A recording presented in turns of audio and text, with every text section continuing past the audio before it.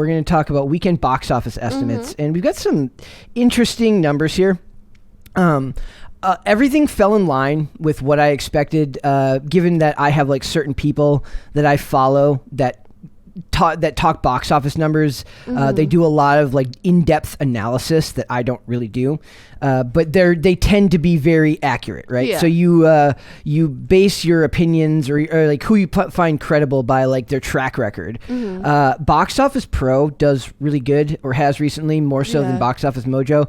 And Odin from OMB Reviews, he goes way more in depth into it than other people do, and I always enjoy his takes on it. But this article is from Box Office Pro, and it says weekend estimates. Scream powers to number one with 30.6 million over the 3-day weekend, 35.4 million for 4-day debut. Now I'm assuming that is supposed to be including tomorrow. Yeah. Because they do the box office breakdown every Sunday on the site, right? So I'm assuming that they're referring to the fact that tomorrow is Martin Luther King Day. And it says Spider-Man No Way Home passes Black Panther to become the 4th highest grossing domestic movie of all time. That's incredible. Like, it's one of those things, like Chris was telling us that one day, he's like, all the topics seem to be about Spider-Man. I'm like, yeah, but it's like, we haven't recently, but it keeps breaking records. Yeah, the only reason he brought it up because he's like, I don't have any more good photos of Spider-Man to use. I've used all the good thumbnails. He's like, I can't get any more. So it says, despite hitting theaters amid the continued Omicron explosion in North America, which resulted in a total shutdown of cinemas in Ontario and Quebec. I suppose that is North America, but when they talk box office, they're really talking the United States most of the time. Scream powered its way into the box office record books this weekend. This is one of those funny records where it's like they have to make up a record for something. It says, Scream powered its way into the box office record books this weekend with an estimated 30.6 million over the 3-day frame and a projected 35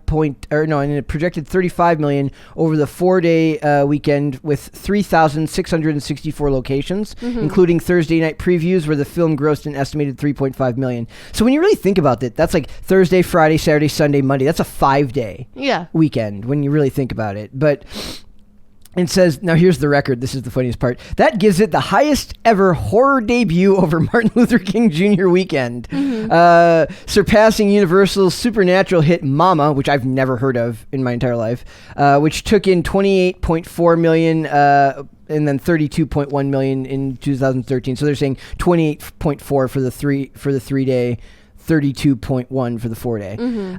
I do think it's funny here that they have to like make it a caveat, like it's a horror record during a full moon on a Thursday in the year 2020. Like they have to like keep adding like qualifiers to make records because that's how they love to advertise this stuff. It's the first person to do this. It's the first movie to do that. Spider-Man is breaking legitimate records by being awesome.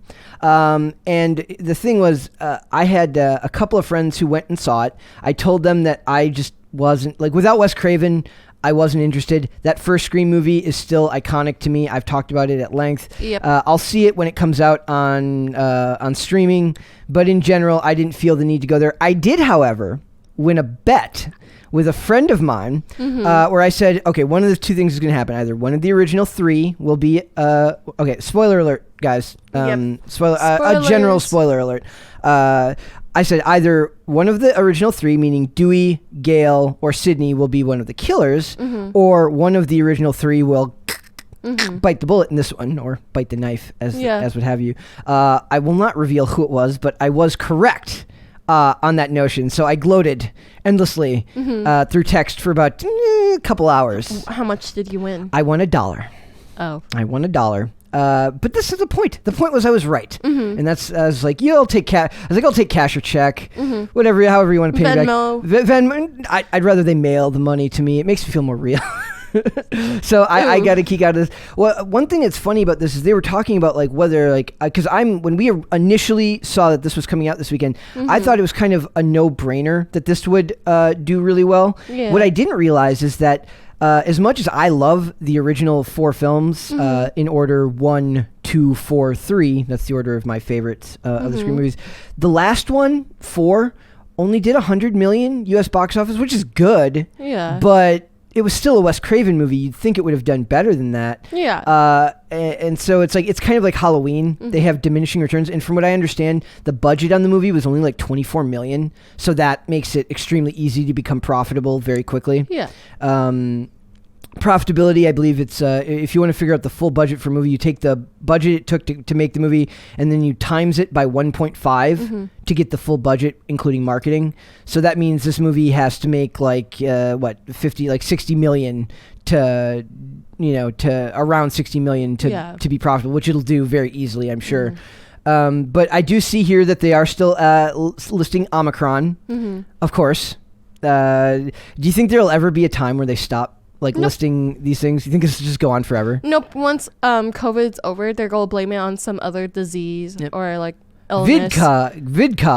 VidCod. What is VidCod? It's when it's COVID backwards. It's just COVID backwards, but it's basically when nobody shows up to the movie to see it. They'll just give it a name, and then it's like, oh, it's because of VidCod. The new Scream also likely benefited from a sturdy average on Rotten Tomatoes, where the film currently stands at 75%.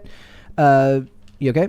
Yeah, okay. There's just another stink bug. They are everywhere, all the time. They like to haunt us. They do. We should we should be selling this. We should create like a little what do you call it? Like a plant for them and like an enclosure, a stink bug enclosure. Off the table with it. So it says. The film benefited from a sturdy average on Rotten Tomatoes, where the film currently stands at 75%. A particularly good rating for a horror movie. Positive reviews are important for a franchise like Scream.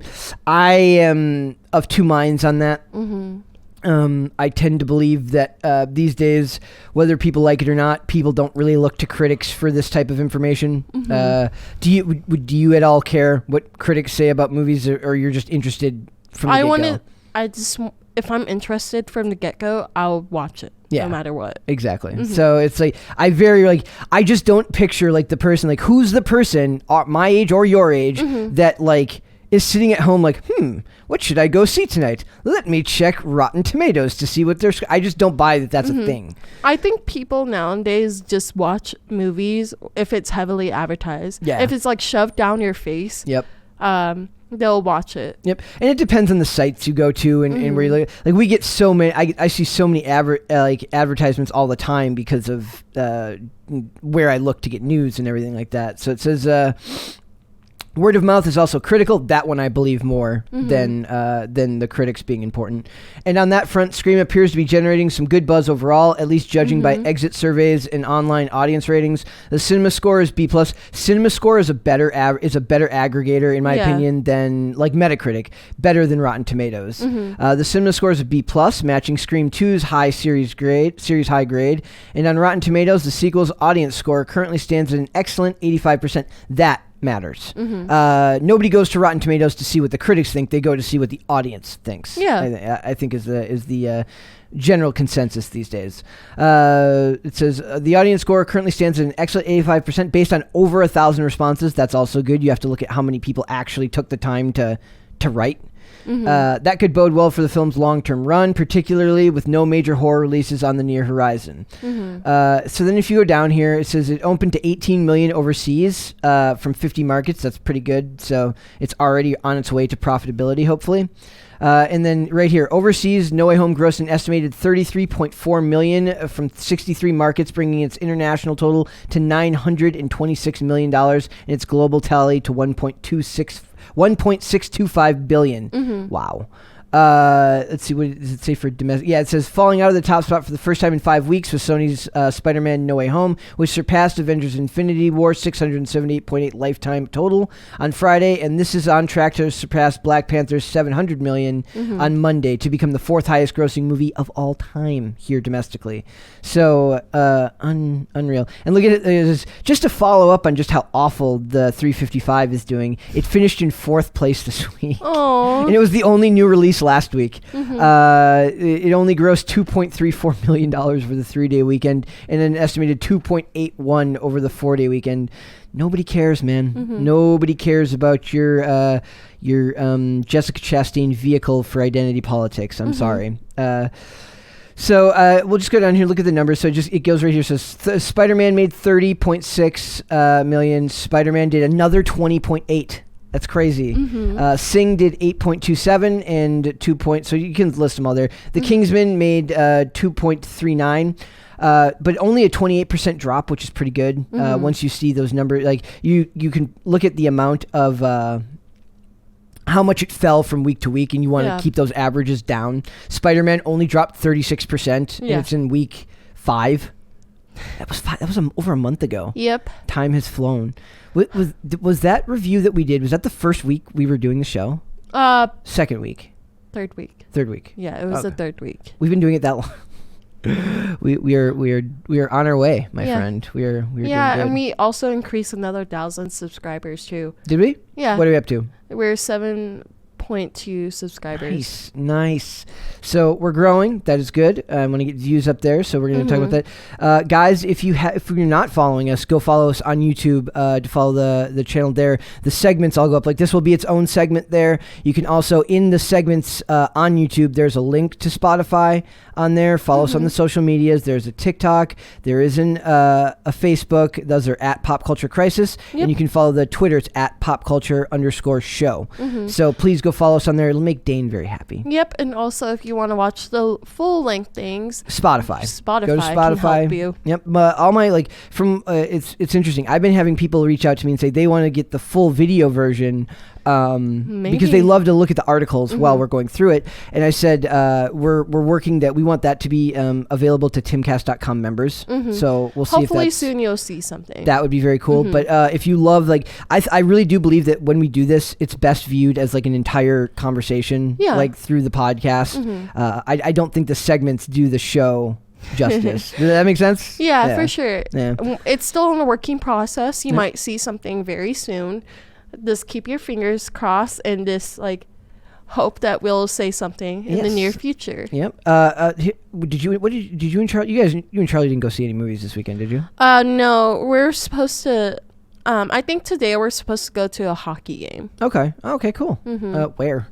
Oh, nearby Rockville. Oh, okay. A high school game? College game? No, it's like a little league. Oh, cool. Does Charlie play hockey? Yeah, he used to play hockey. He used to do wrestling. But we're going because his little brother wants him to support him. Oh, that's adorable. All right. So I was like, basically I overheard his little brother. He's like, "Hey, Charlie, can you come to my hockey game?" And Charlie's like yelling. He's like, "Go ask my girlfriend." Yeah, well, you're the one who's in charge. Sure. Well, for me, I'm like, I don't really mind. If you want to go support family, go ahead. Yeah, it's that's you're the one in charge of the relationship, as women tend to be in these things. So. Yeah, I got mad at him because he wasn't driving correctly. What today?